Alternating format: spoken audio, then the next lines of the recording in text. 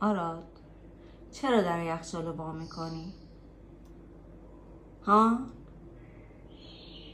تخم مرغ شکسته من جمع کردم، بعد اومدم در یخچالو ببندم، با این صحنه روبرو شدم. 2 تا دیگه هم اینجا شکسته. این چهره خجالت نمی. سلام، لوسم میشی؟ نه. میدونی چقدر سخته تخم مرغ جمع کردن؟ تخم مرغ شکسته جمع کردن چقدر سخته؟ لوس نشو. نمیدم.